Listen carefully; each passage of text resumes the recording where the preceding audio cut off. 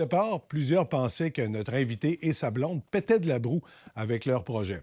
Aujourd'hui, plusieurs millions de dollars et surtout plusieurs millions de litres de bière plus tard, Microbrasserie Charlevoix est devenu un pilier de l'économie régionale. Frédéric Tremblay est aux vraies affaires cette semaine. Les vraies affaires avec Dave Kidd, un balado produit par la Typo et soutenu par la SADC de Charlevoix. Frédéric Tremblay, merci d'avoir accepté notre invitation. C'est un plaisir, Dave, d'être avec toi cet après-midi. Moi, j'ai trouvé ça assez touchant. Je me souviens plus c'était à l'occasion de quel événement. Quand tu avais raconté que tu avais eu l'idée de brasser de la bière, tu étais à Chambly avec ta blonde. Moi, je me suis dit, ce gars-là, il a vraiment vécu sa best life. Mais avant d'arriver à ta best life, il y a eu plusieurs affaires. Fait que c'est vraiment à Chambly que ça a commencé, là. Écoute, il y a des choses qui arrivent dans la vie. J'étais en fait à Vaudreuil avec Caro. On était dans une SAQ en train de s'acheter de la bière pour la fin de semaine. Puis on voit ce dépliant Festibière de Chambly, premier Festibière. On s'est dit, waouh, on va aller voir ça, premier Festibière. Puis on arrive là, en 1995, puis c'était vraiment tout. Ce qui était trippant, c'est que c'était pas juste un festival où on buvait de la bière, c'était de voir la fabrication, c'était de voir toute l'ambiance qui avait vraiment été mise de l'avant par l'équipe du Festibière. Puis là, à ce moment-là, on s'est dit, tabarouette, sais-tu quoi? Je pense que on va... Tu sais, Caro est allemande, fait que, tu sais, semi-allemande, puis on faisait de la bière et tout. Fait que ça a parti un peu comme ça. Puis un bon jour, quand on était sur le patio à Cap-Alègue chez ma grand-mère, dans ma maison d'enfance, on regardait le fleuve, puis tout ça. Puis c'est là qu'on a dit, par contre, on a dit, écoute, sais-tu quoi? Je pense qu'on pourrait quasiment vivre dans Charlevoix avec la route des saveurs, puis avec tout ce qui se passe ici. On pourrait faire d'une pierre deux coups, puis venir vivre dans Charlevoix, puis partir en microbrasserie. Parce que là, ça bouillonnait l'agro-touristique en 95, là. Ben absolument. On était au début de quelque le chose. début de la là. route des saveurs. Exact, Là, c'était c'est ça. super dynamique. Puis, tu sais, fait que là, nous autres, on s'est dit, écoute, t'as les fromages, il y a le veau, il y avait l'agneau ici, puis, tu sais, toute la gang, Maurice, puis la laiterie. Fait que, tu sais, on a dit, il n'y a pas de brasserie.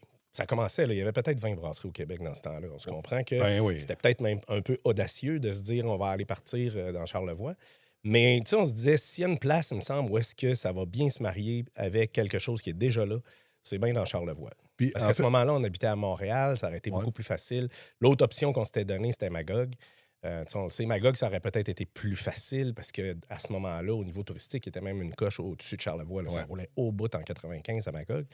Mais c'est ça, on a dit on va aller faire nos démarches. Puis moi, étant un petit gars de la place, c'est sûr que mon cœur était pas mal plus pour Charlevoix, pour Magog. Ça, c'est clair. Caroline est super jeune, mais vous êtes quand même un vieux couple, toi.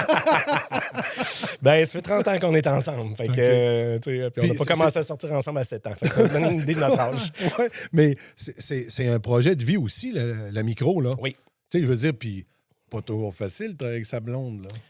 Écoute, ça a des avantages et des Fais désavantages. attention si tu vas dire. Ouais, parce c'est ça, je vais faire attention. Même si ton divan est confortable, là, fais attention pareil. Antoine m'a dit, tu veux-tu que j'aille avec toi? Je vais aller te regarder. Je dis non. Mais ben, ça a des avantages et des désavantages. C'est sûr qu'il faut se discipliner pour ne pas parler tout le temps de job. Ouais. Parce que sinon, c'est très facile. Le matin, le midi, le soir, dans le lit. Tu sais, t'es tout le temps... T'as tout le temps un flash sur quelque chose. Fait que quand ta blonde, elle ne travaille pas nécessairement dans le même domaine que toi, tu ne te réveilles pas à nuit pour lui dire hey, je viens d'avoir une super bonne idée pour un nouveau nom de bière ou pour tu sais, le problème qu'on a avec la réfermentation de tel batch. Tu ne parles pas de ça avec ta blonde si elle est enseignante ou un docteur. Tu sais. Mais là, c'est sûr que ça arrive. Ça arrive, mais on essaie de se discipliner beaucoup, beaucoup. Puis, ben, on se rend compte que je pense que la vraie seule manière de décrocher, c'est quand on part à l'extérieur. Puis, c'est clair. On part, on prend une couple de semaines, puis on a découvert notre pays maintenant. Nous autres, c'est la Grèce. On capote ça. Je sais pas pourquoi. On arrive en Crète, plus précisément. Quand j'arrive en Crète avec Caro, là, c'est comme si on avait vécu là dans une autre vie. Ah ouais? On se sent comme chez nous. Puis, on est juste assez loin. Ben, on est rendu de l'autre bord du monde quand même, là, mais on est juste assez loin pour pas trop parler de job. Fait que il faut quand même de la bonne discipline. Mais l'autre côté qui est avantageux, c'est que la personne est dans le bain avec toi. Hein. Elle sait les sacrifices qu'il faut faire, puis elle sait l'importance de rentrer un samedi soir quand quelqu'un t'appelle parce qu'il y a une machine qui est pétée ou quelque chose. Fait que, tu sais, t'as pas à te justifier pour ça. ça a été quand même un début difficile. Ça prenait deux têtes dures là, pour en venir à bout. Là. Oui. Parce que là, c'est quoi au début? C'était Saint-Siméon, là, Malbaie, Baie-Saint-Paul? C'était quoi le plan initial? Là? Ben, c'est Pointe-au-Pic, le plan initial. C'était au Café de la Gare, c'est ça? C'était à côté du Café de la Gare OK. qu'on espérait. En fait, là où ils ont mis le Havre maintenant, à côté du musée de Charlevoix. OK. C'était l'espace qu'on avait ciblé. On avait demandé au CA du musée s'il était d'accord qu'on fasse l'acquisition du terrain parce qu'il y avait un droit de regard sur ce terrain-là. Puis il était d'accord qu'on avait fait faire tous les plans d'architectes qui étaient vraiment beaucoup inspirés de l'auberge de Nohou qui est en arrière. Fait qu'on voulait vraiment avoir quelque chose qui s'intégrait bien. On faisait un économusée de la bière et tout le kit. Puis malheureusement, ben, il y a eu des oppositions de certaines personnes en affaires là-bas qui pensaient que, plutôt que de penser un peu comme la mentalité qu'on a McDonald's Harvey's, découvert... là? Non, pas tant. Non? Non, mais tu sais, c'est plutôt qu'avoir une mentalité comme on a à Baie-Saint-Paul, de dire « Hey, ça va être un moteur, ça va nous amener du monde. » Puis, tu sais, comme quand je venais ici, je venais faire mon tour, je parlais avec Donald Duchesne, il était pas en train de se dire « Ils vont faire de la compétition au Cœur de Loup » dans ce temps-là. C'était plus « OK, si on peut, se faire un centre-ville fort, ben, ça te donne... Là, tu nous ramènes à on revient en 95, 96. Oui. T'étais-tu là souvent? Puis, ben, trop. Puis, tu sais, puis Donald, ça a été un des premiers qui a pris notre bière, même. Tu sais, fait qu'à Malbaie, malheureusement, ce que j'ai déploré un peu dans ce temps-là, c'est qu'il y avait des personnes qui avaient des commerces, puis qui se sont dit, ils vont nous faire la compétition. Puis nous autres, on leur disait, non, on va faire un noyau. Puis ben là, un jour, Maurice Dufour, il m'a appelé, puis il a dit, hey, viens donc faire un tour à Baie-Saint-Paul, je vais te présenter du monde. Tu sais, puis, et là, ça a commencé. Tu sais, la première option, c'était ça, c'était à côté du musée. Après ça, même au manoir Richelieu. Dans le temps, c'était encore, ça appartenait au groupe de Saint-Hyacinthe qui avait ça. Oui, Michel Puis, Côté. c'est ça, oui, je pense que c'est ça. C'est Michel, oui. Puis après ça, ben, on avait fait quelques autres options, puis on a dit, bon, ben, entre 95 et 98, 3 ans, ça a pris, il ne s'est rien passé. Fait que on est venu ici. OK. On est venu à Là, Baie-Saint-Paul. c'est à l'ancienne brasserie Brador. Au Brador. Que tu as dû fréquenter aussi. Ben, pas tant, non. Parce Non. que, écoute, sérieusement, Dave, là, on va se le dire, le Dis-moi monde que de la tu sortais Malbaie... pas, là. Non, mais le monde de la Malbaie, là, Baie-Saint-Paul, là, c'est comme un bout de chemin pour se rendre à Malbaie. Tu sais, j'étais en toute... C'est quasiment honte, là. J'étais vraiment jamais vraiment venu à Baie-Saint-Paul. T'es-tu sérieux? Ah non, moi, je passais... Mais j'ai quitté Charlevoix, j'avais 12 ans. Ah, tu sais, j'étais OK. pas à l'âge de sortir d'un bar Ouais, et d'aller voler les filles de l'Ouest puis de l'Est. Là. Tu sais, j'étais On encore... te remercie. Ben oui. Fait que, tu sais, j'ai quitté, j'avais 12 ans. Puis OK. après ça, ben, quand on revenait, j'allais voir ma grand-mère qui habitait maintenant dans notre maison. Fait que, tu sais, Baie-Saint-Paul, dans le fond, c'était juste un bout. OK. Puis un jour, ben, on s'est dit, écoute, on va toujours bien aller voir c'est quoi cette affaire-là. Puis quand on est arrivé par la 362, puis on s'est donné la peine d'arriver au centre-ville, de se stationner puis de marcher, on a pogné à 2 minutes, puis on s'est dit, ben, tu sais, c'est beau de vouloir tu sais, travailler pour toujours partir notre projet à Malbaie, mais on va checker ici. Ben, parce que là, un moment donné, fallait. Tu sais, je veux dire, vous aviez une bonne idée, mais il fallait la concrétiser. Tu ne pouvais pas passer ta vie sur ta galerie Capaleg à dire ouais, ça serait donc le fun, hein, si on l'avait. Ben, ça devient frustrant aussi, là, Oui. parce que, tu sais, toi, t'as des opportunités aussi de job que oui. tu refuses parce que tu dis tout le temps, ben là, je veux partir mon projet. Tu sais, à un moment donné, ils m'ont payé le vol d'avion à New York avec Caro, à des Headhunters, puis j'étais allé passer des entrevues pour Fujitsu à New York, puis là, t'es là, tabarouette, imagine, là, ils nous déroulent le tapis. On a failli t'échapper, vous échapper, là. Ben, C'est toi, là, c'est tel que tel. Caroline, ça aurait été une lourde perte. mais tu sais, ça fait partie Mais de sérieux, tout t'as ça, là. failli partir. Vous avez failli Oui, partir. ben écoute, c'était capoté. Là. Il y a un bout, là, pendant la visite, on avait une dame qui s'occupait de nous autres puis qui nous faisait visiter des condos, qui nous faisait visiter plein d'affaires. Puis là, nous autres, on lui disait, oui, mais Madame Chose, Caroline, ma conjointe, elle n'a pas de green card, elle ne pourra pas travailler. Puis, fait, qu'est-ce qu'elle va faire? Ben, qu'est-ce que vous faites? Ben, j'étudie en art, tout ça. Ben, regarde, la meilleure université pour les arts, c'est ici à New York. Puis, don't worry, the company's gonna take care of it. C'était ça, là. Puis l'appartement, wow, c'est gros, ça doit coûter cher. Don't worry, the company's gonna take care of it. Fait qu'on était comme dans, tu sais, le film avec... Tom Cruise, la firme. là, la firme. Exact, c'est ça. Quand on est arrivé dans notre chambre d'hôtel le soir, on regardait en dessous des lits s'il n'y a pas des caméras. Puis, on s'est couché sur 2 lits à part pour être sûr de ne pas être filmé. Tu sais. C'était vraiment, là, on se sentait comme dans le film. OK. Puis quand on est revenu, puis je m'en souviens, c'était la fin de semaine du Grand Prix. En plus, j'avais dû prendre un congé, puis j'avais dit n'importe quoi plutôt qu'être au Grand Prix à Montréal. Puis j'étais parti à New York avec Caro. Puis, écoute, on tripait tellement que cette fin de semaine-là, on l'avait prolongé de 2 jours, puis on est allé visiter toutes les microbrasseries qu'il y avait sur l'île de Manhattan. Fait que là, on s'est dit, tu sais quoi, je pense qu'il faut donner Ouais. dernier coup là, OK. sur notre projet parce qu'on semble vraiment l'avoir à cœur. C'est là que ça a vraiment débloqué à Baie-Saint-Paul, puis on a dit, bon, ben, Chambly, Capalègue, New York pour atterrir à Baie-Saint-Paul. la botte de New York, je pense, c'est la première fois que je la raconte. Globe Trotter. Toi, il y a c'est vraiment juste toi pour me faire raconter c'est la l'histoire. première fois que je l'entendais. Mais c'est ça. Donc, il y a eu ce début, à un moment donné, la décision s'est prise. Puis là, au début, c'était un groupe d'actionnaires. Là. Vous n'étiez pas seul à bord. Là. Ben, tu sais, c'était quand même une bonne idée à la base de dire il va y avoir plein de personnes de la région que tout le monde connaissait ici, que je n'aimerais pas, mais qui étaient des personnes connues, qui étaient en affaires, puis qui étaient intéressées à mettre un petit grain de sel. Fait que, tu sais, il y avait des blocs gros blocs d'action, c'était Caro, moi, puis mon père. Après ça, ben là, il y avait plein d'autres blocs d'action, puis il y avait des personnes là-dedans qui étaient vraiment impliquées dans la communauté. Puis, tu sais, pour en nommer juste deux, là, Roger Brassard puis Stéphane Bouchard, qui étaient vraiment d'une aide exceptionnelle quand c'était le temps de faire de l'événementiel, Oui, puis deux les gars bars, puis Deux gars qui connaissent qui absolument connaissent rien des bars. rien, comment faire Vraiment, un qu'on n'a party, jamais vu là. tu sais. Puis plein d'autres personnes. Puis donc, c'était plaisant. Là. C'était quand même plaisant, mais ça amenait d'autres défis. Parce que quand tu es 12 actionnaires dans la lignée flûte de tout le monde, des fois, on pouvait s'ostiner longtemps pour l'entrée. Une chance, on avait Guy Besson qui était le chef, qui est un gars qui savait où il s'en allait, puis qui était capable de mettre son point sur la table. C'était parti solidement. Tu Il y a avais eu- des bonnes conditions de partir. Écoute, Là. écoute, on avait vraiment super équipe. Puis on l'avait vraiment fait, dans ce temps-là, on l'avait vraiment fait fine cuisine bistrot. Là, c'était chic, là, Oui. les petits par-dessus, tout. On l'avait fait vraiment, vraiment fancy.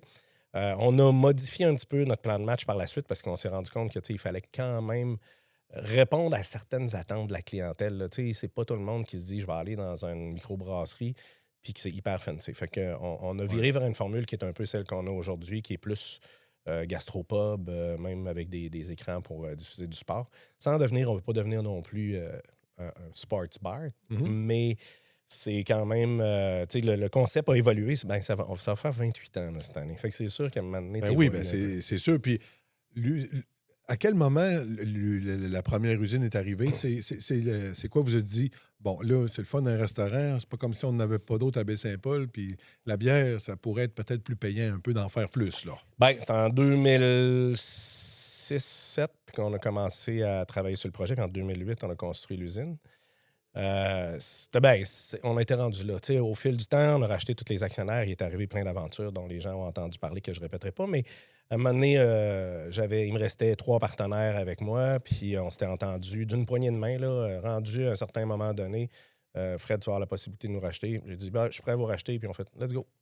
Ben oui. Et après ça, je suis allé faire mon tour à la caisse. Puis là, j'ai dit, j'aimerais ça faire une usine de production parce que là, on n'est plus capable au centre-ville de se promener avec des camions, des transpalettes dans le derrière, tu sais. Fait que là, on a regardé, on a monté notre plan d'affaires, puis on a eu vraiment un super bel accueil. C'était Stéphane Saint-Martin qui était ici à ce moment-là. Puis donc, on a eu vraiment une super bonne réception au projet. Puis j'étais même étonné qu'ils acceptent que j'ai même pas besoin de reprendre d'autres bailleurs de fonds, si on veut. T'sais, ils ont vraiment misé sur Fred et Caro. Ils ont dit, OK, Non, mais quand même. on y va avec vous autres. Puis on a construit l'usine que tout le monde connaît là. Ça avait coûté combien déjà ça, à l'époque? Je m'en C'est souviens un plus. projet qui avait coûté 3,5 millions. Puis comme on fait jamais les choses simplement, on a construit en plein pendant la crise économique de 2008. Oui, les papiers Fait que, commerciaux. Ben oui. écoute, Quelle bonne idée. Tu sais, tu commences à construire, puis 2 mois après, c'est la débandade. Là, puis, fait que ça a été dur. Une des choses qu'on savait pas non plus, le terrain où on est, nous autres, celui où on est présentement, puis celui vers où on s'en va, c'est un terrain qui est en argile. Fait que je pense que la première journée que les entrepreneurs sont arrivés pour commencer à creuser, la pelle a renfoncé dans le fond jusqu'à la boîte. C'était au printemps, il pleuvait beaucoup. Alors là, ça a compliqué, ça a retardé le chantier. Ça a été compliqué. Ça a été vraiment, vraiment dur. Là. C'est pour ça qu'on avait un petit stress quand même avec le projet dans lequel on est en train de s'investir actuellement, qui est tout juste à côté. Mais on s'est dit, on fera pas. Une des erreurs qu'on fera pas, c'est qu'on ne commencera pas à construire en avril. On va commencer à construire avant l'hiver. Fait que les gens sont là, ils me demandent pourquoi vous êtes en train de construire l'hiver, c'est compliqué puis tout. C'est parce que l'hiver, là, la glaise est dure. Fait qu'on est mieux d'avoir tout fait notre job, fondation et toutes les affaires avant que ça ramollisse. Puis là, on a eu le temps de préparer le terrain. Fait que là, les fondations sont là, puis on est en train de finir de monter la structure. Ça, tu dois avoir hâte aussi que ça se concrétise, puis qu'on fasse la première brassée, le premier brassin. C'est sûr, parce que là, on a vraiment, avec le projet actuel, le projet de 2008, ça faisait partie vraiment de notre vision de sortir vraiment les bières de la région, de l'offrir à un plus grand éventail de détaillants en alimentation, puis on n'était pas capable de le faire avec le petit restaurant. Donc, avec l'usine, ça nous a permis de passer. Écoute, on faisait 600 hectolitres jusqu'à maintenant 10 000 hectolitres. Fait que, tu sais, un hectolitre, c'est 100 litres. Puis, tu sais, j'ai tout le temps de la misère, le monde me le demande en caisse, je le sais pas, mais pour vous donner une idée, on était à 600 hectolitres, on était à 10 000. Boréal, Belle Gueule, les grosses microbrasseries sont peut-être à 100 000, puis Molson sont à 2 millions d'hectolitres. Fait que ça vous donne une idée qu'à 10 000 hectolitres, on est encore un petit joueur, mais ça nous a permis de nous rendre là, puis de vendre partout à travers le Québec, de se positionner comme vraiment une bonne microbrasserie. Puis là, on est dans le projet qui est vraiment notre rêve à Caro puis moi, là, qui est l'espace 365, où tu vas avoir la brasserie, il va avoir son propre restaurant à l'intérieur, avec un beer garden. Les gens vont pouvoir venir vivre une expérience complètement différente, là, parce que ça va être... Si tu veux être relax, t'es relax, tu t'en vas dans le fond de la table. Ça va ailleurs. Là, Quand tu finis ta ronde de golf, tu vas être rendu au 17, là, tu vas dire, c'est quoi qui se passe là-bas? Mon idée de tunnel n'a pas été retenue. Ben non, tabarouette. Moi, j'aurais aimé ça. Je pense que ça aurait été... Tu n'as parlé à monsieur le maire. Moi, je pense que tu as de l'influence beaucoup, toi. Pas en tout. Mais je pense que ça aurait été un beau kick là, si le 17 t'es devenu un 18. Là, on parle du golf de Baie-Saint-Paul. Puis en finissant, tu t'en vas là. Tu passes direct dans le tunnel. Directement. Faire un tunnel, ça s'est déjà vu. Écoute, on verra comment les choses se développent. D'ailleurs, c'est ton golf aussi. Ben, je suis en partie. C'est ça. Ouais. Tu le temps de jouer un peu? Hey, ça fait 3 ans que je n'ai pas joué. J'ai pogné une labyrinthite, j'ai eu des vertiges, il m'est arrivé plein d'affaires. Je sais pas si labyrinthite? Ouais, le stress, je sais pas, en tout cas. Okay. Tu vis dangereusement? Depuis 3 ans, je n'ai pas joué une fois. Tu devrais y aller, t'as un beau parcours. Ben, j'ai hâte de voir du 17, de quoi ça va avoir l'air au départ du 17, là, la nouvelle business. Peut-être que le goût va te reprendre là. Sûrement. C'est pas que j'aime pas ça, j'adore ça. Pourquoi sont bonnes tes bières? C'est quoi que tu fais? Hein? Le secret, tu vas me dire, c'est comme le secret de la caramilk, là. Mais... Ben écoute, tu sais, la flacatoune, là, c'est de l'eau, du malt, 2 rangs, avec la levure puis des houblons. C'est la recette la plus simple. Pourquoi c'est la flacatoune puis elle goûte pas la même affaire qu'un autre? C'est sûr, c'est d'avoir appris le métier, d'avoir appris à connaître la levure, les températures, les durées, comment on travaille avec l'eau, comment on va travailler avec nos niveaux d'empâtage. Fait que, tu sais, sans rentrer dans le technique, c'est plus que 4 ingrédients, il y a aussi les techniques. Oui. Puis, faire une bonne bière, c'est pas si difficile, mais faire toujours une bonne bière qui est constante, c'est ça. Ça, c'est un autre défi. C'est maintenir le standard de la qualité. C'est là où on est fort, nous autres, je pense, à Microbrasserie Charlevoix, parce qu'on a une équipe qui est vraiment très consciencieuse. Puis on est vraiment focusé stabilité et qualité.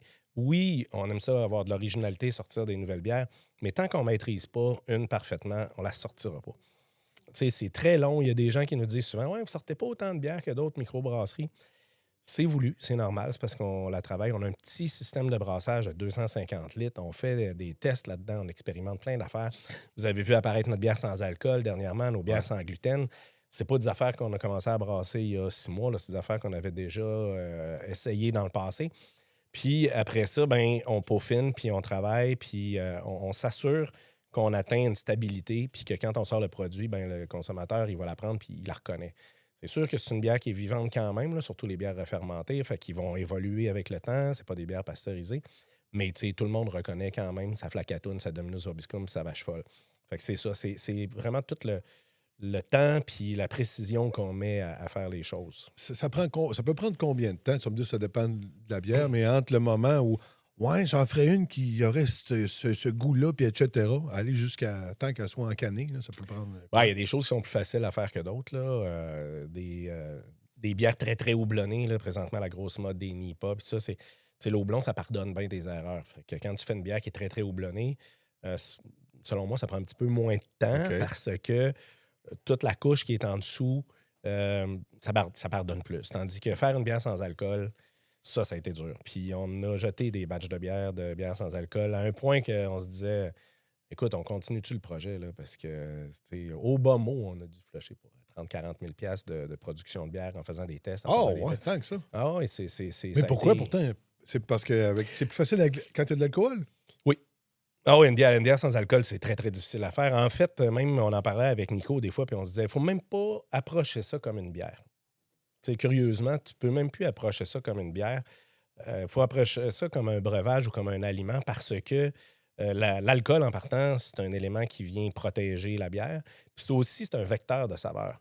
Tu sais, de l'alcool, c'est pas pour rien. Les parfums, il y a de l'alcool dedans. Ouais. C'est parce que quand tu as de l'alcool, ça va dissoudre, diluer, ou je cherche le vrai bon terme, là, mais tu sais, les saveurs, les arômes vont se dissoudre dans l'alcool. Puis après ça, quand l'alcool est diffusé, ben, c'est tout ça qui ressort. Fait qu'imagine, quand on n'a pas d'alcool, il faut que tu travailles autrement pour avoir quelque chose qui va être savoureux. Fait que ça a été beaucoup, beaucoup de travail pour en arriver à avoir une saveur comme on voulait. Et dans notre cas, on voulait avoir, c'est rare qu'on fait ça, mais une bière qui ne goûte pas trop. T'sais, on aime ça avoir des bières qui ont beaucoup, beaucoup de personnalité.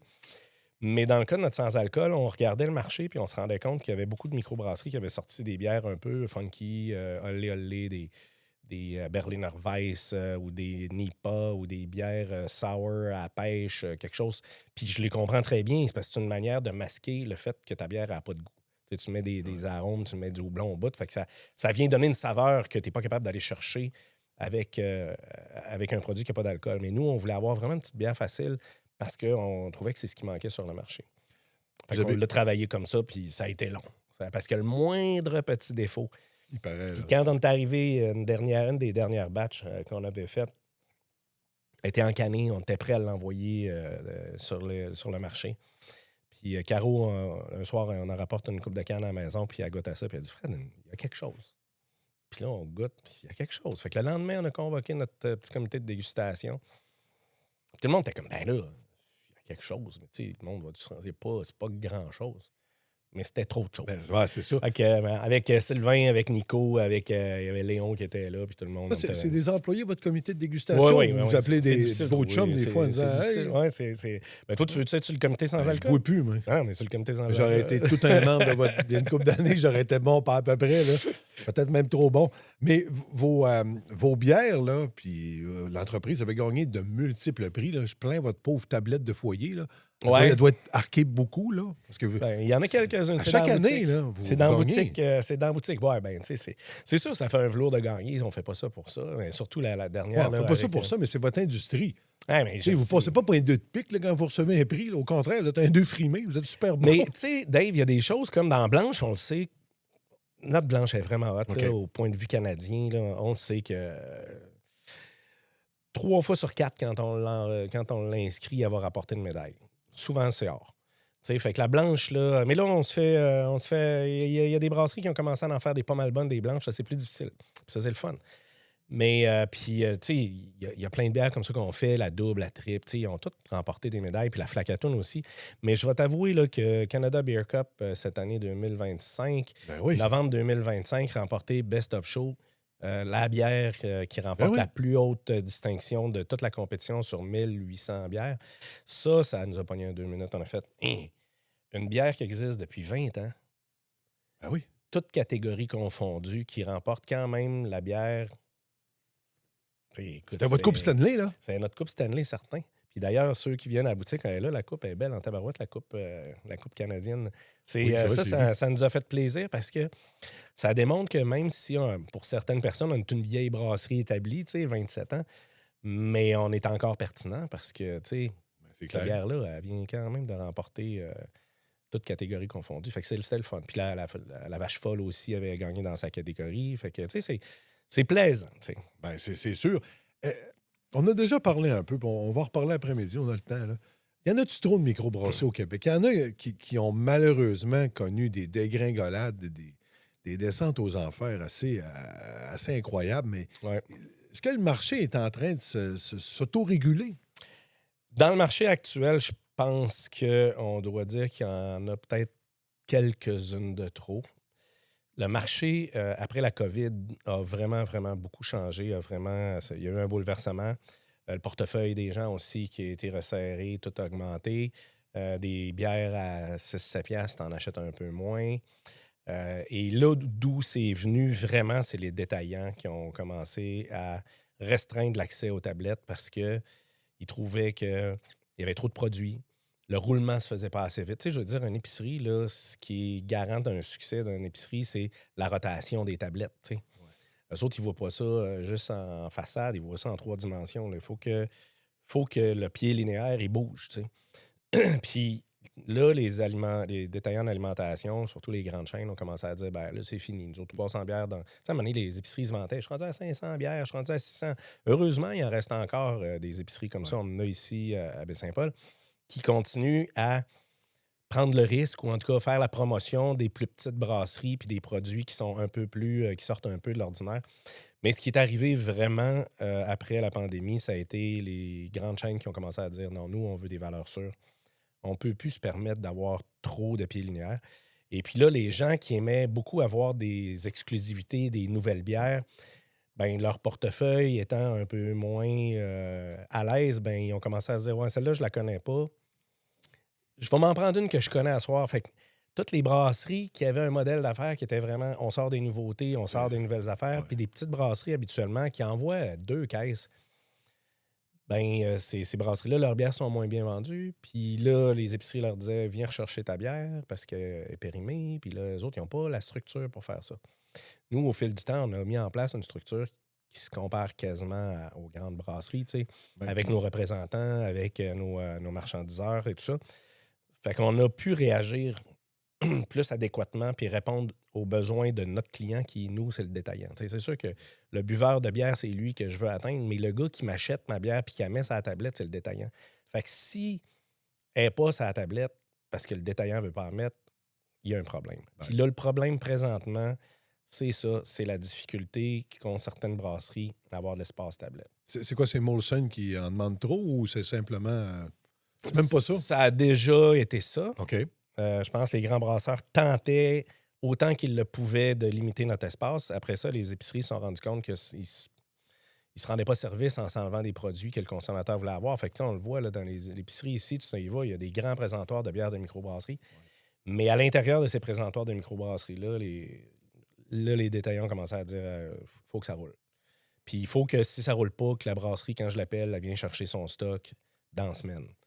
Fait que c'est là où ça a beaucoup... Il y a des brasseries qui n'ont pas été en mesure de réagir rapidement à ça. Ça ne faisait pas partie de leur modèle d'affaires.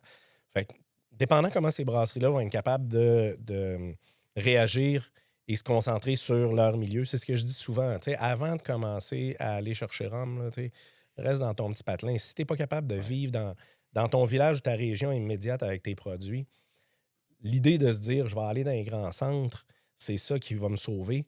C'est pas toujours la bonne idée. Oui, ça va te donner du volume. À un moment donné, nous autres, microbrasserie Charlevoix, on ne serait pas rendu au volume qu'on est là si on s'était limité à la région de Charlevoix. Mais on a attendu que la demande elle se fasse avant de construire l'usine, la grosse usine de 2008. Puis là, ben, on est encore... Présentement, on a des belles augmentations de nos volumes, ce qui justifie qu'on s'embarque dans un gros projet encore. Ben oui, quand même. Ben, là, c'est le premier million à emprunter, le pire. Ah, c'est toujours ça. Ben, c'est ça, le rendu là. Je vais te dire, les autres millions sont durs à emprunter ces temps-ci. Comme je te dis, nos timings sont tout le temps bons. Nous autres, 2008, crise économique. Là, on arrive présentement. On a vraiment un resserrement du marché de la bière. Il y a vraiment une restructuration qui se fait. Fait que je te dirais pas qu'il est facile à aller chercher le 2e million. Est-ce qu'il y en a qui t'appellent, écoute Fred, je suis dans le trouble, là, m'achèterais-tu ou c'est tendu d'investir ou y a-t-il une semaine que ça arrive pas? Je veux savoir votre réaction. Je te montre j'ai un message hier sur mon répondeur. Ah oui? Ouais. C'est ça, là, c'est la consolidation, c'est ça. Là. Le monde, ils veulent Toi, ça te tente-tu de t'étirer ou tu n'as assez ici? Ou... Écoute, honnêtement, si j'avais pas été dans le projet que j'ai là, ce qu'on m'a offert là, c'est intéressant. Il y a vraiment des belles brasseries intéressantes pour faire créer des synergies là, présentement. Mais je peux pas, là, présentement. J'ai même pas rappelé encore le vendeur pour lui dire écoute, as-tu suivi les nouvelles un peu? Là? T'as qui déjà, le vendeur? C'est une firme. C'est une firme. Mais non, mais c'est sûr, ça fait présentement, on vient de voir une grosse ciboire qui s'associe avec le groupe. Je peux pas t'aider. Ceux qui ont les cages au sport, puis tout ça là. Je sais lequel groupe tu parles, là. Pas resto, c'était resto plaisir. Mais en tout cas, ben, Ciboire maintenant qui s'associe avec ce groupe-là, ça veut dire qu'il se passe quelque chose, là, tu sais. Ouais. Parce que Ciboire, c'est bien établi. C'est les gars, ils font super bien leurs affaires, ils ont leur restaurant, leur microbrasserie, ils s'en vont en France. Puis là, Grandio, le groupe Grandio. Fait que là, le groupe Grandio qui rentre là-dedans avec eux autres, ça ça va faire bouger des affaires. Ben, clairement. Mais toi, là, quand tu vas à quelque part, là, c'était de la course, puis la Molson, t'en bois-tu? Ou... Hey, Dave, faut que je te dise quelque chose. Pendant le temps des fêtes, là, à un moment donné, j'étais avec Caro. On était à l'épicerie. Puis là, j'étais là, je sais pas pourquoi, j'avais envie d'une Molson X. On va le dire pour pas le dire. Pour me souvenir de quand j'étais petit. Tu sais, j'avais le feeling temps des fêtes. Puis là, je me disais, tu sais, quand on était petit, puis on venait dans la famille, du côté de ma mère, il y a 10 enfants. Fait que c'est mon oncle qui nous amenait bien des mononcles, ouais, bien ouais. des matantes. Puis quand on était chez mon grand-père, ma grand-mère, les neveux, on était à peu près 20, je pense. On est dans la cave, les neveux. Fait que nous autres, on passait nos journées à faire des mauvais coups dans la cave. Puis une des choses qu'on faisait des mauvais coups, on jouait dans les caisses de bière aussi, tu sais. Puis j'ai comme ce petit goût-là, là, j'étais comme nostalgique. Puis là, je disais à Caro, je m'en vais me chercher une Molson, tu sais. Puis là, je suis dans le stand, puis j'étais à l'épicerie. Tu sais, t'as les bières de microbrasserie, mes bières sont là de l'autre bord. Puis moi, je suis en train de regarder dans les grandes brasseries. Je me suis dit, il n'y a pas de Molson. En tout cas, j'ai pris une bleue à la place. Puis là, j'étais en train de prendre la bière, puis il y a quelqu'un qui vient me voir. Il va peut-être se reconnaître en écoutant le podcast qui s'en vient me voir ici. Hey, Fred, je cherche ta stout. Puis parce que je veux donner ça à mon fils, je m'en vais dans la famille à mon fils, puis ça. Puis la stout, ils l'ont pas ici. Tu penses-tu qu'il l'a à la boutique? Puis ça. Puis là, tu sais, moi, j'ai comme une bleue dans les mains. C'est très bon. Fait que là, j'étais comme... Hey, là, ils vont dire... Puis, elle était pas mauvaise, là. Tu sais, j'étais juste content de prendre ça, mais c'est rare que je vais prendre ça. J'imagine bien, là. C'est très rare. Mais tu sais, je crache pas sur les produits des grands brasseurs, là. C'est... Ben non, mais je veux ça dire, place. je veux dire, t'es allé au Dagobert comme nous autres, là. Ben oui. Ben, t'as pris ce qui se vendait. Là. J'ai été au Dagobert, pareil comme dans les films de Ricardo Troggi, là, avec des fausses cartes, puis dire non, je viens d'avoir 19 ans. Mais il y avait une belle. Mais quand on regarde ça, le DAG, là, Oui. tu sais, qui est ouvert 2 jours par semaine, et on pouvait aller veiller là s'asseoir Ouais, sur 7 avant. Tu sais, c'était impressionnant quand même. Là. Ouais. Surtout avec l'étage où il y avait les petits bandes, là, ça c'était fabuleux. Là. Écoute, C'est sûr on allait en haut pour d'autres choses. Rien n'est jamais acquis. Tu vois que ça bouge beaucoup. Le Dagobert! Tout. Hey, le Palladium, c'est fermé aussi. Ouais. Ça fait une éternité. Mhm. Le vendredi 13, t'as dû connaître ça aussi. Ouais. Tu sais, nous autres, dans le temps, les filles, quand on arrivait au DAG, ces affaires-là, tu sais, puis je veux pas être cliché, là, mais tu sais, les filles, ils s'étaient préparées toute la soirée, c'était crêpé avec du Final Net puis tout ça. Puis je cherche plus ces filles-là aujourd'hui. Ils sont dans mon bar en train de demander un pichet de double IPA, puis tu sais. Ben oui. Fait que ça a changé, là. Il n'y a plus personne qui va dans les bars. Puis les premières fois, là, moi, que j'arrivais, puis il y avait des filles qui nous demandaient « Hey, c'est quoi ta bière à la IPA la plus forte que tu as ici? » Puis tu sais, ça... Fait que tout a changé, là.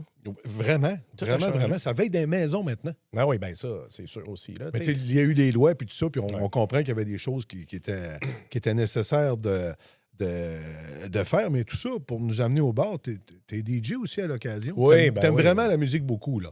Toi, tu tripes là-dedans. Là. Beaucoup. Écoute, j'ai encore passé la fin de semaine à écouter du Jean-Pierre Ferland en vinyle, sur la table, tu sais, puis... Ça sonne mieux un vinyle, de toute façon, qu'un MP3. On partira pas là. Mais moi, j'aime ça. Oui, moi aussi, là.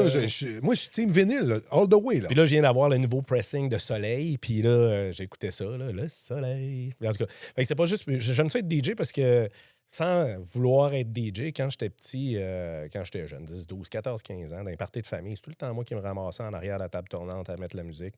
Puis, fait que, tu sais, c'est venu comme ça. Puis là, à un moment donné, je me suis acheté une console parce que j'aimais ça. Puis, fait que là, j'en fais, mais j'en fais moins ces temps-ci un peu. Moi, j'imagine, tu as d'autres préoccupations. Ouais. T'as-tu travaillé dans des bars aussi comme DJ? Ou, non, jamais dans des bars comme DJ. Non.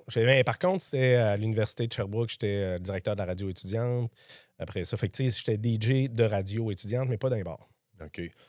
Je veux revenir un peu sur le nombre de microbrasseries. Ici aussi, il y en a qui se sont développées. Tu as sûrement goûté au gin Monod. Ça se peut pas que tu n'aies pas goûté à ça. Ben oui, c'est sûr. Es-tu bon?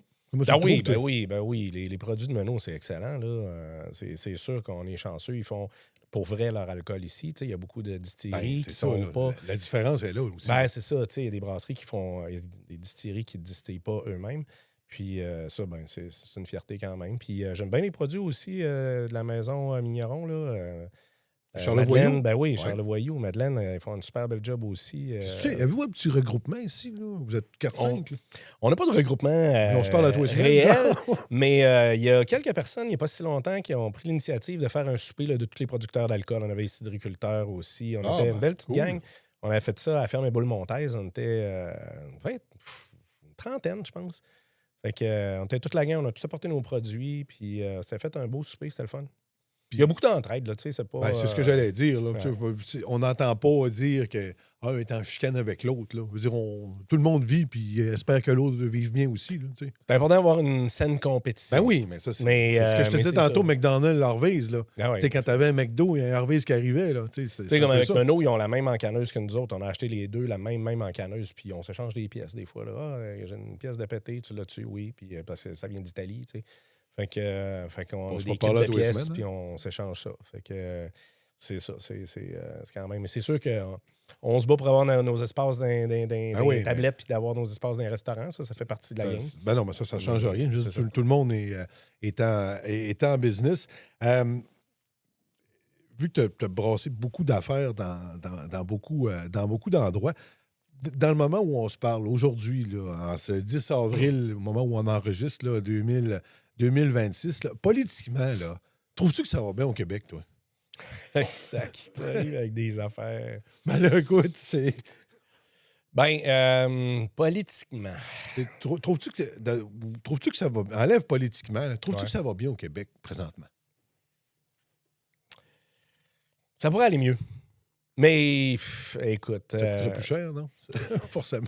Écoute, tu sais, en tant que personne qui fait de la business, je te dirais que ça fait des années qu'on demande, ça fait plusieurs gouvernements successifs qui nous disent toujours, qui nous écoutent, qui nous entendent, qui vont assouplir, qui vont alléger les lourdeurs administratives, qui vont nous aider, puis je dis pas de nous donner des subventions, mais de rendre le bonheur ou le plaisir ou de rendre juste le fait d'être en affaires plus facile. Puis ça, c'est encore très difficile ici.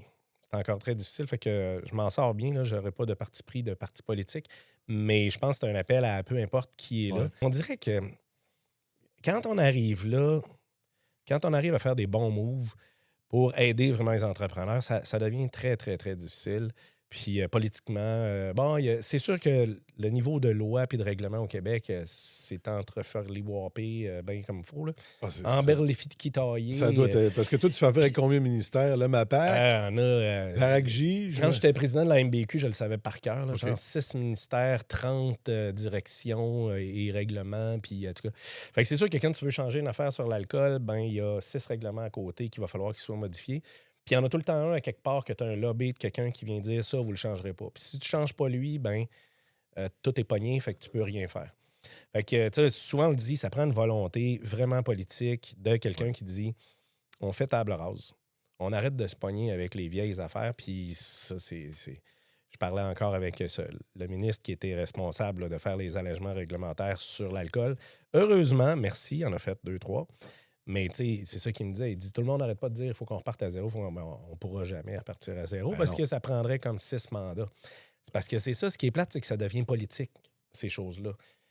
Quand il y a un nouveau gouvernement, ou même quand un même gouvernement, un même parti est réélu, change de ministre, change de sous-ministre, puis les mémoires qui avaient été déposées, puis le règlement qui avait été déposé, puis le projet de loi qui avait été déposé, ben il retombe au feuilleton, c'est fini, on n'en parle plus, puis on repart à zéro. Puis là, justement, présentement, on sait qu'on est dans une course à la chefferie. Les deux qui se présentent vont devenir... L'un des deux qui va devenir première ministre. Puis il y a un projet de loi d'allègement réglementaire présentement sur l'alcool, puis on nous a dit, le jour où est-ce qu'ils vont être assermentés, on efface tous les projets, puis on redépose. Fait que d'ici à la prochaine élection, c'est sûr que tu n'auras pas le temps. Après ça, on va se ramasser en élection. Comme je te dis, nouveau gouvernement, nouveau parti, je ne sais pas, là, mais ce qui va arriver, c'est qu'ils vont repartir avec des nouveaux ministres. Tout, puis, fait que, tu sais, c'est frustrant. C'est frustrant. Ça, c'est le bout qui me frustre. C'est la lourdeur administrative. Puis t'as pas le choix de respecter tout ça, t'es là-dedans. Ben, on est là-dedans. Puis, tu sais, aussi, tu sais, les employés temporaires présentement, là, étrangers, là, Ouais. ça aussi, c'est comme... Je comprends très bien que l'on veuille s'assurer d'être capable d'accueillir notre part d'immigrants, puis c'est nécessaire. Mais quand t'en as qui sont déjà ici, puis qui sont déjà même... Puis je répète ce que beaucoup d'autres personnes disent, là. Puis, tu sais, quand ils sont intégrés, puis ils sont là, puis ils ont leur job, puis ils sont en train de penser à faire leur vie ici, pourquoi leur dire non, c'est get out? On sait qu'on a besoin d'immigration, que ce soit une immigration stratégique ou quoi que ce soit, Fait que pourquoi on repart à zéro avec des personnes comme ça? C'est ça, je me demande, c'est quoi le manque de planification qu'on a là? Puis, c'est pas parce que c'est du cheap labor. Là. Il y a du monde qui sont là, ah ouais, on le sait bien, vous voulez avoir des employés étrangers temporaires, c'est du cheap labor. C'est pas du cheap labor. La loi est claire. Les salaires qui sont rémunérés, il faut que ce soit les mêmes que si c'est des employés québécois. Fait que c'est pas du tout ça. C'est parce qu'on a besoin. Puis ceux qui nous disent qu'on n'a pas besoin de travailleurs étrangers, je ne sais pas quel genre d'œillère ils ont, mais on en a besoin. Ils vont pas souvent au restaurant parce que bien des restaurants qui seraient fermés, là. Ben, parce qu'en plus, on n'aurait pas de produits maraîchers non plus. Parce que c'est toute l'économie là, qui est reliée à ça. Fait que, bon, c'est mon petit côté businessman et politique. Là, non, mais c'est important. C'est un peu à ça que sert l'émission. Là. On veut savoir ce que vous pensez de certaines choses. Si c'était à refaire, tout ça, là, on fait le même chemin? Ou vous prenez une route différente pour arriver à la même place? Ben, dans 6 mois, quand l'autre patente va être toute la bâtisse va être finie, puis si on est dans un coste et tout, je vais te dire oui, parce que si on a réussi à se rendre là comme ça pourrait être pire. Ben, ça, c'est une autre affaire. Ça, c'est un gros chantier que. Bon, je comprends qu'il y a un gérant de chantier, puis etc. Mais maintenant, il arrive. Des fois, l'idée peut peut-être même venir de vous. Ouais, en tant qu'à faire ça, on pourrait aussi faire ça. C'est toujours et tant qu'à faire, êtes-vous capable de vous gérer ou. Ben, j'ai Sylvain, mon DG, qui réussit à me gérer. Ah, bon, mais si Sylvain Duquette s'occupe de ça. C'est plus Sylvain qui réussit à me gérer, ça en est une joke quasiment. Parce que, tu sais, il est quasiment obligé de convaincre les autres personnes dans l'équipe. Là, embarquez pas dans Fred. Là. Fred, il va vous arriver. On devrait peut-être faire ça tant qu'à être rendu là, tu sais. Puis on fait des farces avec ça parce qu'il est là. Il dit, ouais, moi, c'est ton argent, là, mais tu sais. Fait que j'étais un peu. J'aime ça quand je rêve puis que je vois des affaires, je me dis, hey, mais ça, c'est bon, mais ça, c'est encore mieux. Puis là, Sylvain me ramène, ouais, ça, c'est mieux, mais c'est 2 fois plus cher. Fait que, OK, tu sais. C'est ça. Fait que on forme une très belle équipe parce que. Caro et moi, on est pas mal des rêveurs, puis ça prend des bons gestionnaires pour nous tenir en laisse un peu. Là, puis, c'est ça, c'est un bon gestionnaire parce qu'il est capable de vous dire, OK, on peut le faire, mais c'est ça, la conséquence, c'est celle-là. Là. Puis, tu sais, en plus, on a du monde, Nicolas, qui est avec nous autres depuis presque 25 ans, comme brasseur. Fait que lui, il en demande même pas autant que moi. Tu sais, il est comme, moi, si j'ai ça, puis là, Jonathan, l'électro, puis la gang, l'équipe, OK, les autres sont là, ils arrivent avec ça. Puis moi, je dis, ouais, mais peut-être qu'on pourrait aller là d'abord. Ouais, mais. Ouais, c'est ça. Oui. C'est peut-être le rêveur. Je vois peut-être un peu grand des fois, mais tu sais, je pense qu'il faut voir grand aussi pour être capable d'avancer. Puis, pour répondre vite à ta question, on se le dit souvent, avoir su, on aurait fait ça différemment. Avoir su, on aurait fait ça. Mais, tu sais, somme toute, ça n'a pas été si pire là, pour être rendu là. Puis d'avoir encore le goût, là. Moi, je m'étais dit à 55 ans, je finis, je prends ma retraite. Ben, quand t'as 30 ans, tout ça, 55 ans.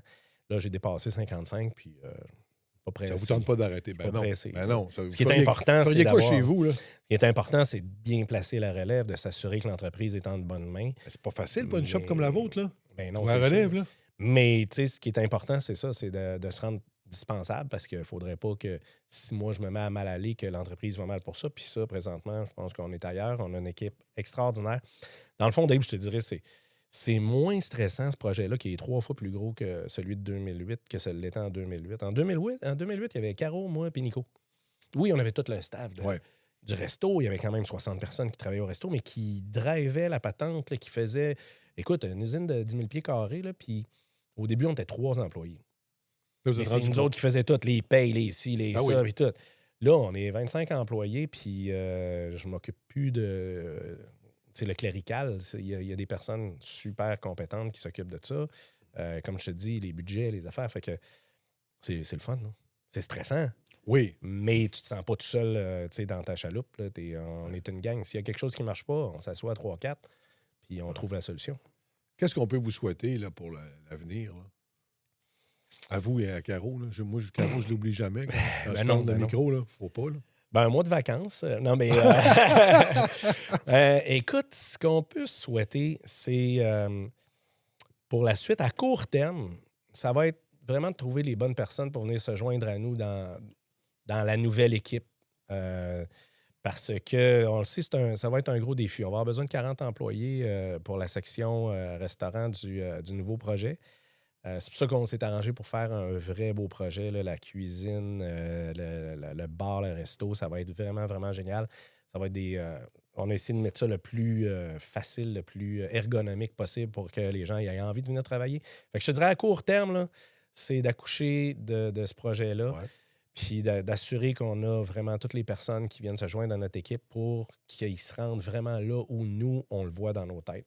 Parce que ça ne pourra pas se rendre là où on le voit dans nos têtes si on est juste 3, encore une fois. Fait qu'on on a besoin d'une bonne équipe, d'une 40aine de personnes.